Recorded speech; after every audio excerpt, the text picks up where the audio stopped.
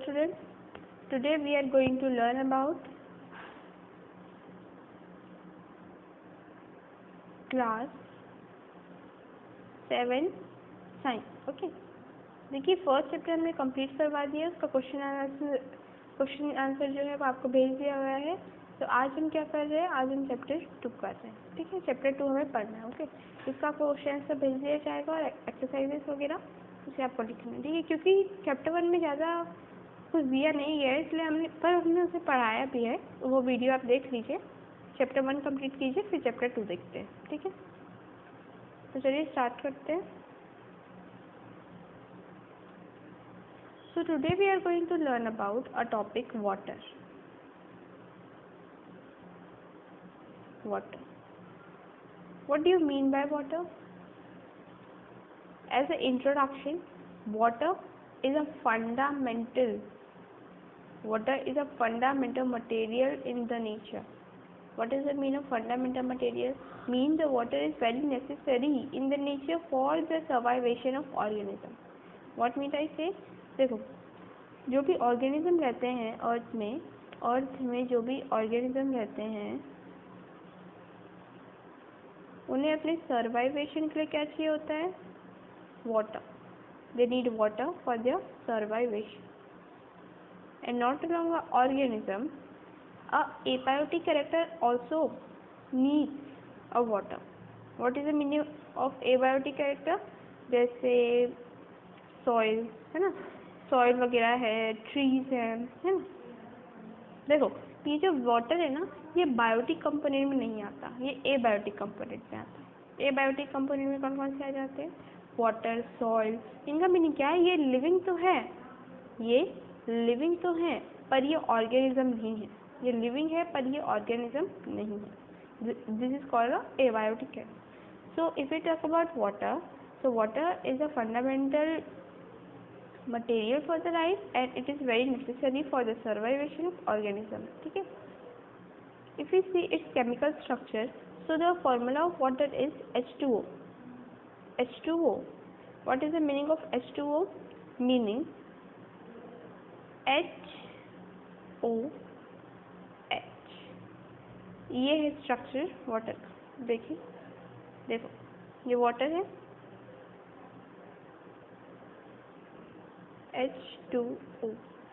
तो वाटर के अंदर पता है कैसे स्ट्रक्चर होते हैं? ऐसा स्ट्रक्चर होता है. अब इसका मीनिंग क्या?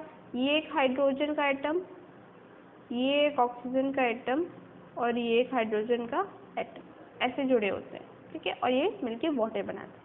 अब आप ये मत पूछना what is the atom and hydrogen oxygen क्या होता है. अब देखो, hydrogen oxygen is a element. Okay, ये एक एलिमेंट्स होते हैं. एलिमेंट्स मीनिंग जो हमारे अर्थ में पाए जाते हैं, ये एक एलिमेंट है, मटेरियल. बस आपको इतना ही जानना है. ओके, तो हम वाटर का फॉर्मूला आपको ज़रूर याद होना चाहिए. मेरे साथ बोलो H2O. हाँ, और यहाँ पे क्वेश्चन भी है. क्वेश्चन ये है कि बहुत सारे बच्चे वाटर का फॉर्मूला ऐसे लिखते हैं. Many of my students written the formula of water like this, H2O. ये गलत है. क्यों गलत है? क्योंकि 2 को हमेशा आप कहाँ किस में लिखोगे? नीचे में डालोगे. समझ आया? सबस्क्रिप्ट में. तो H2 ऐसे लिखा जाता है, ना कि ऐसे. समझ आया? अब ऐसे क्यों नहीं लिखा जाता? ये फॉर्मूला बनाया गया है. अब ऐसे नहीं लिखते ना. कभी भी हम अगर डिनोट कर रहे हैं कि H के एटम्स 2 हैं, तो हम उसे हमेशा नीचे में लिखते हैं. ठीक है, अभी हम ज़्यादा आगे नहीं जाते. बस हमें वाटर का केमिकल नेम याद करना है एंड फॉर्मूला ऑल्सो. तो वाटर का केमिकल नेम वाटर ही होता है. वाटर का केमिकल नेम वाटर ही होता है and the formula of water is H2O. ठीक है, समझ आया?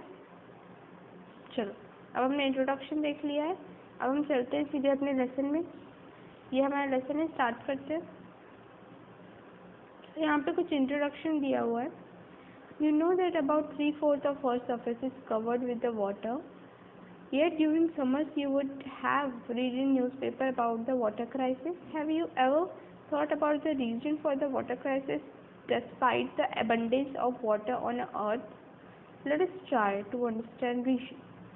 अब देखो, यहाँ पे आपको एक सिचुएशन दी गई है, जैसे यहाँ पे आपको एक समर की सिचुएशन दी गई है, मीनिंग एक सिचुएशन है, सिचुएशन मतलब एक समय है ऐसा, ठीक है। देखो जैसे कि आपको पता है कि पूरा अर्थ जो है, पूरे अर्थ का 3/4 पार्ट वाटर से भरा हुआ है, ठीक है। अब 3/4 पार्ट मतलब आपने फ्रैक्शन में पढ़ा होगा, जैसे ये है तो इसके अगर आप 4 इससे कर दोगे तो ये 3/4, ये 1, ये 2, ये 3, मतलब इतना भरा हुआ है वाटर से, और ये क्या है, लैंड है। समझ आया? What is the meaning of 3/4? 4 में से 3 पूरे वाटर, ऐसे। समझ आया? चल, तो हमें पता है कि हमारा अर्थ वाटर से 3/4 पूरा भरा हुआ है ना। एंड अगर हम समर में देखें तो समर में क्या होता है, समर मतलब गर्मी, तो समर में वाटर का बहुत ही यूज़ होता है, ओवरलोडेड है ना। The uses of water become overloaded by which the water crisis is occur. What is the meaning of water? Water मतलब ये formula, crisis. Water crisis meaning क्या होता है, पानी की कमी, पानी की कमी, पानी की कमी। अब पानी की कमी क्यों हो रही है, क्योंकि देखो अगर आप पानी को यूज़ करते जाओगे करते जाओगे करते जाओगे तो एक ऐसा समय आएगा कि पूरा मतलब 100 पानी में, देखो फॉर एग्जाम्पल 100% पानी है तो उसमें से 50% ख़त्म ही हो जाएगा। अगर आप यूज़ करते जाओगे तो ख़त्म तो होगा ना, ख़त्म तो नहीं होगा पर कम तो हो जाएगा, जो इनफ नहीं होगा। तो इसलिए वाटर क्राइसिस समर में बहुत होता है। इसका मीनिंग ये कि पानी कम पड़ने लग जाता है, लोगों को जितना चाहिए उतना मिल नहीं पाता है ना, ये वाटर क्राइसिस होता है। अब हमें वाटर पढ़ना है। अब देखो वाटर एक नेचुरल रिसोर्सेज होती है, ठीक है। अब ये नेचुरल रिसोर्सेज क्या हो गई, नेचुरल रिसोर्सेज मतलब क्या होता है, रिसोर्सेज मतलब क्या होता है, रिसोर्सेज आर द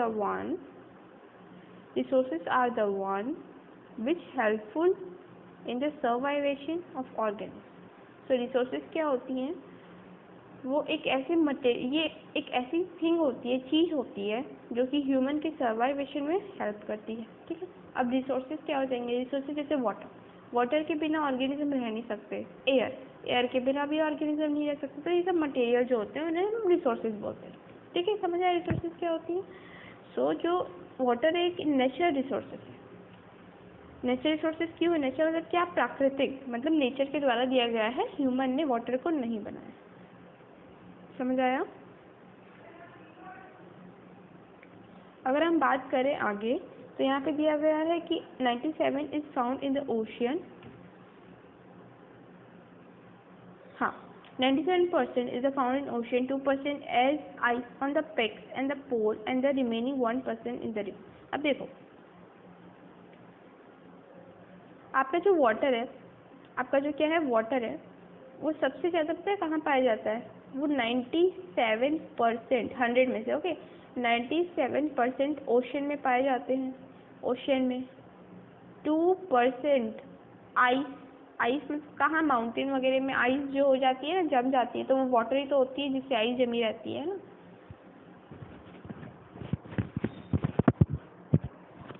ठीक है, आइस जम जाती है। देन 1% जो है आपका, वो आपको कहाँ मिलता है, 1% रिवर्स में मिलते हैं। अब what is the difference between ocean and river? देखो ओशन समुद्र, बड़ा सा समुद्र, रिवर मतलब नदी है ना, नदी भी बड़ी होती है पर ओशन से ज़्यादा बड़ी नहीं होती, ठीक है। समझ आया? ये आपको परसेंट याद रखना है कि 97% आपको ओशन में पाया जा रहा है, 2% आइस में एंड 1% रिवर में पाया जा रहा है, ठीक है। आप ऐसे भी याद रख सकते हैं कि सबसे ज़्यादा ओशन में पाया जाता है एंड सबसे कम रिवर्स में पाया जाता है। समझ आया? अब many substances like common salt and other minerals are present in the ocean water in large quantity. Due to this, the water becomes salty or saline. It cannot be used for drinking, bathing, washing clothes, or irrigation. Water present as icebergs is pure, so it cannot be used easily. Okay. तो यहाँ पे दिया गया है water. अब water का यहाँ पे रीज़न दिया गया है कि आप देखोगे, आप ओशन तो जानते ही होंगे सब कि ओशन क्या होता है, समुद्र होता है, एंड प्रीफर किया जाता है कि आप समुद्र का पानी ना पिए। अब समुद्र का पानी क्यों नहीं पी सकते आप? समुद्र का पानी इसलिए नहीं पी सकते क्योंकि समुद्र में वाटर को छोड़कर, ठीक है, तो आपने मिनरल्स देखे होंगे।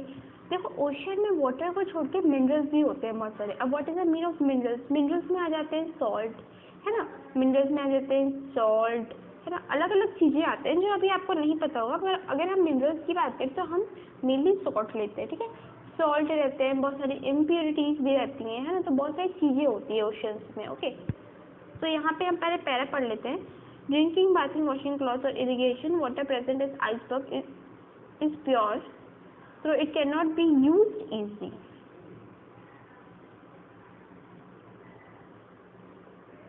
Of the total water available on the earth, the quantity of water which can be used by human is very small. This is equivalent to 1 ml of the usable water of every 10 liters available, 0.01%. You can now perhaps see the quantity of water available for us really small and why water is so important. So we should the water carefully and the prevent in wastage. अब देखो यहाँ का meaning क्या बोला जा रहा है कि ocean, okay, ocean have a water, ocean have a water, but the water of ocean contain the water absolutely with salt, with salt, वो भी क्या रहते हैं, impure salt. Some salt are present in the water which are not healthy or good for us. So that's why the ocean water is not used for the daily life of humans. हम ocean water को अपने daily life में use नहीं कर सकते because इसमें बहुत सारे इम्प्योर सॉल्ट भी रहते हैं, ओके। तो हम ओशन वाटर को तो यूज़ कर नहीं सकते, और ओशन वाटर ही हमारे पृथ्वी में सबसे ज़्यादा पाया जाता है। तो ओशन तो गया, मतलब 97% हमारे लिए नहीं है। हमने पढ़ा था ना ओशन में वाटर 97% होता है। फिर अगर हम बात करें, ठीक है, फिर अगर हम बात करें आइस माउंटेन वगैरह, तो आइस माउंटेन में भी क्या होते हैं, आइसबर्ग्स होते हैं। क्या होते हैं, आइसबर्ग्स होते हैं। What is the meaning of iceberg? देखो जैसे आपने देखा होगा छोटी सी जैसे नदी है, ओके, मतलब नॉर्थ पोल में, तो वहाँ पे एक छोटा सा जैसे आइस का पूरा आइस साथ में आके एक बर्ग, मतलब छोटा सा माउंटेन टाइप का बना देती है, तो उसे क्या बोलते हैं, आइसबर्ग बोलते हैं। तो देखो आइसबर्ग जो है, आइसबर्ग, तो वो वाटर तो हम यूज़ कर सकते हैं, पर इतनी ज़्यादा आइस को कौन पिघला के उसे यूज़ करने के लिए प्योर करेगा, बताओ। अब पहले तुम आइस को मेल्ट करो, देन उसको प्योर करो, देन फिर उसको यूज़ करो, तो ये थोड़ा लेंथी प्रोसेस हो जाता है ना। आइसबर्ग, तो देखो आइसबर्ग कितने परसेंट थे, 2%, मतलब ice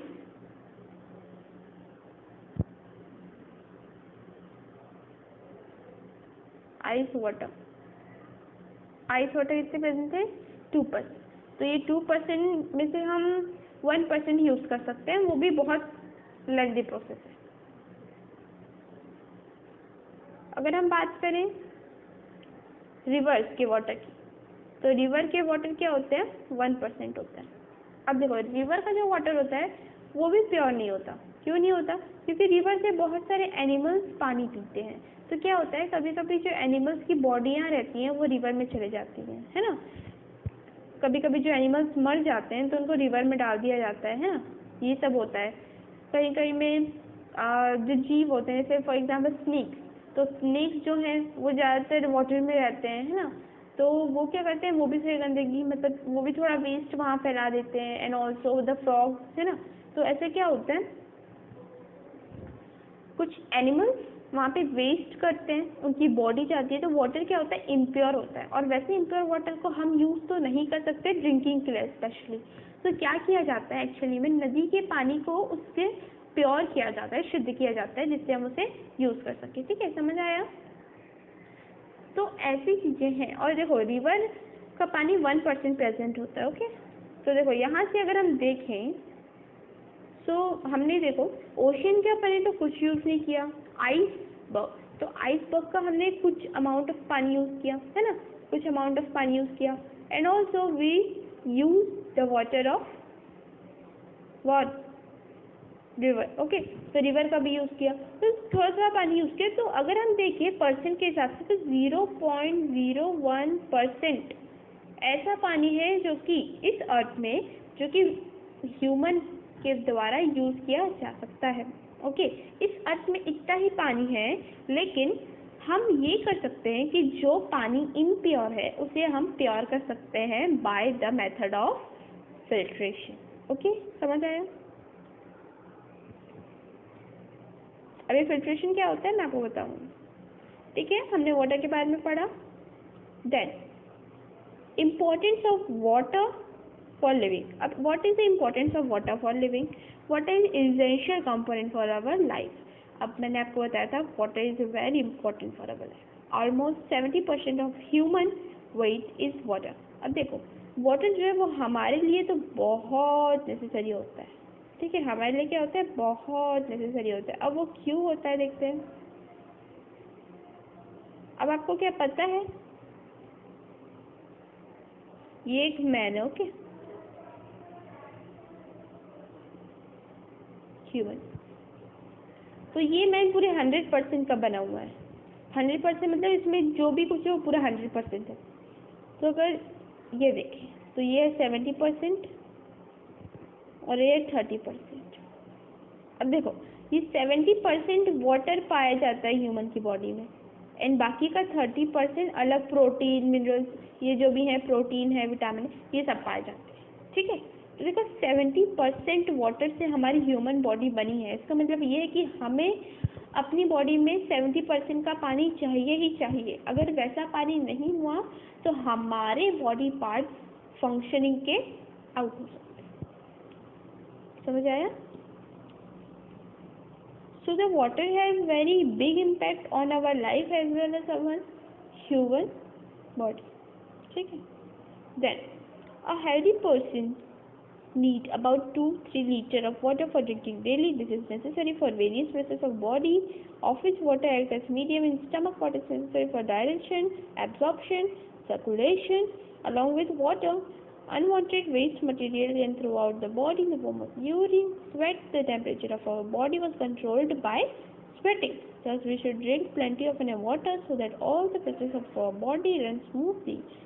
Water is the important of plant as it is animal. Let us understand through the activity. Okay. So यहाँ पे हमें दिया कि water हमारे लिए क्यों necessary है? Why the water is necessary for the human? So the healthy pupil. What is the meaning of healthy pupil? The healthy pupil means the pupil which have no disease ever. Okay. Healthy pupil का meaning ये होता है कि जिससे कोई भी disease नहीं है। तो हेल्दी पीपल को इन अ डे, एक डे में कितना पानी चाहिए होता है? 2 to 3 लीटर्स का पानी चाहिए होता है। इतना पीना ही चाहिए। बोलते हैं ना दिन के 8 गिलास तो आपको पीना ही होना होता है। तो 2-3 लीटर्स आप अगर पियोगे तभी आप हेल्दी रहने वाले हैं। ठीक है, अब हम पानी क्यों पीते हैं? Why do we drink a water? अब देखो, हम पानी इसलिए पीते हैं because this is necessary for the various process of our water, और water act as a medium. अब देखो, जो भी हमारी बॉडी में फंक्शंस होते हैं, फॉर एग्जांपल अगर देखा जाए, ये एक ह्यूमन है, ये ह्यूमन तो दिख नहीं रहा है।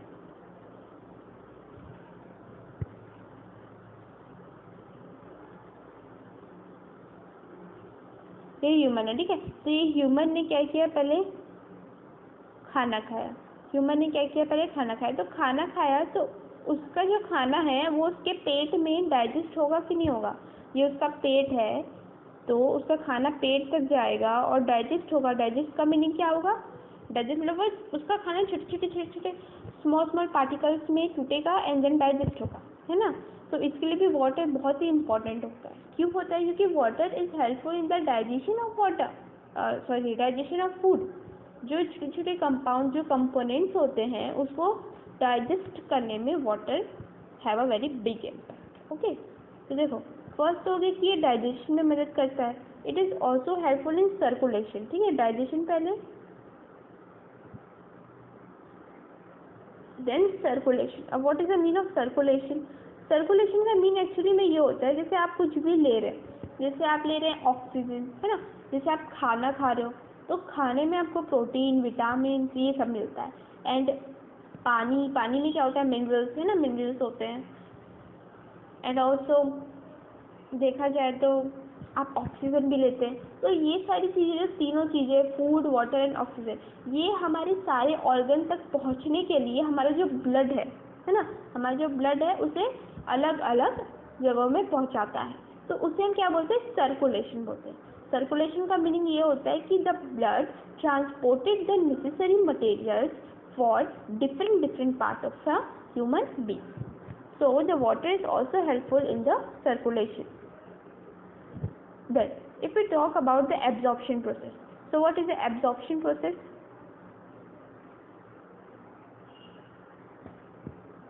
Absorbing of the necessary material inside our body.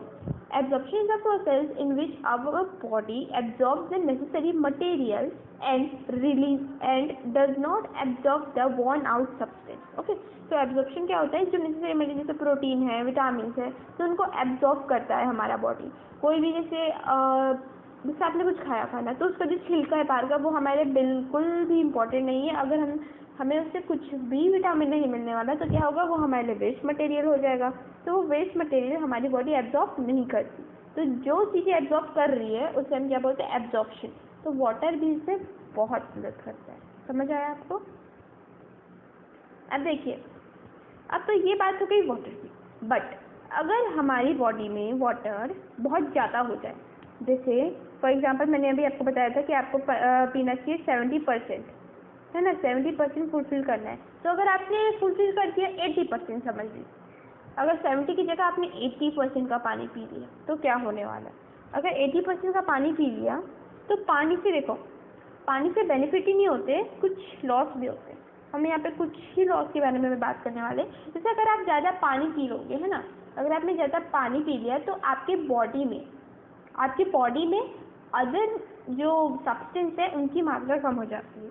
जैसे फॉर एग्जांपल आपने खाना खाया, पानी पिया, सब अच्छे अमाउंट में लिया, पर अगर आप ज़्यादा पानी पी रहे हो, तो खाना तो आप कम ही खाओगे, है ना। खाना कम खाए तो आप खाने से जो मिनरल्स मिल रहे थे वो नहीं मिलने वाले अब, पर वो भी आपके लिए नेसेसरी थे, है ना। वाटर आपने ज़्यादा अमाउंट में ले लिया जो कि उतना नेसेसरी नहीं था, पर आपको फूड इतना कम खाए हो तो आपको मिनरल्स, विटामिन कहाँ से मिलेंगे? मैं ये कहना चाह रही हूँ, अगर देखो जैसे वाटर है और ये फूड है, वाटर है और ये फूड है। अब लड़का जो है, एक लड़का है, यहाँ पे एक लड़का है, आप समझ लो वाटर पीने से उसको 40 एनर्जी मिलती है और फूड खाने से उसको कितनी मिलती है? 60 एनर्जी मिलती है। पर ये क्या कर रहा है एक्चुअली में? ये क्या कर रहा है? ये वाटर ही पीते जा रहा है, पर उसको 40% ही एनर्जी मिलने वाली है उससे। वाटर ही पिएगा तो वाटर ही पिएगा। तो वाटर से हमें क्या क्या मिलता है? बस ये क्या करती है? लाइफ प्रोसेसेस को करने में मदद करती है। तो अगर वो वाटर ही पीते जाएगा तो उसको ना विटामिन मिलेगा, ना प्रोटीन मिलेगा, है ना, एनी न्यूट्रिशन नहीं मिलेगा उसे। इसलिए क्या होता है, ज़्यादा अमाउंट ऑफ वाटर भी हमारे बॉडी के लिए बहुत ही हार्मफुल होता है। ओके, इससे ज़्यादा भी पानी आपको नहीं पीना चाहिए, लेकिन ऐसा पानी आपको पीना चाहिए जिससे जो बॉडी की नेसेसिटी है वो क्या हो पाए? इनफ हो जाए। ठीक है। तो देखो, अगर आपने बहुत ज़्यादा पानी पी लिया तो आपकी बॉडी से पानी यूरिन के फॉर्म में निकलता है and also release in the form of sweat. अब यूरिन का मतलब क्या होता है? यूरिन का मतलब ये होता है, देखो यूरिन जैसे आपकी बॉडी में बहुत सारा पानी जमा हो जाता है, तो आपकी बॉडी से पानी निकल जाता है, उसे हम यूरिन कहते हैं। यूरिन तो सब करते हैं, है ना, आप जाते हैं वॉशरूम में जाते हैं, देन तो वो क्या होता है, वो जो प्रोसेस हो रही है यूरिनेशन की प्रोसेस, वो इसलिए हो रही है कि ज़्यादा पानी हमारे बॉडी में इकट्ठा नहीं हो। अगर ज़्यादा पानी इकट्ठा होगा तो मैंने आपको बता दिया। और स्वेटिंग ऑल्सो। अब स्वेटिंग क्या होती है? स्वेट मतलब पसीना होता है एक्चुअली। तो स्वेटिंग मतलब पसीने का निकलना। पसीना भी पानी होता है, ठीक है। पसीने में क्या होता है, थोड़ा हमको नमकीन लगता है। नमकीन इससे लगता है क्योंकि उसमें सॉल्ट भी थोड़ा मिला होता है, तो वो बाहर आते हैं। ठीक है, आंसू भी बोल सकते हो आप। एंड पसीना, जैसे आप बहुत ही वर्कआउट करते हो तो आपको जो पसीना आता है, ठीक है। तो हमने importance of water in living life पढ़ लिया, ठीक है। चलो, तो हम अगले सेशन में पढ़ने वाले हैं एक्टिविटीज़। हम अगले सेशन में एक्टिविटी करने वाले हैं। आज मैंने जितना भी पढ़ा है उसे आप अपनी कॉपी में नोट कर लिए। Thank you. ओके।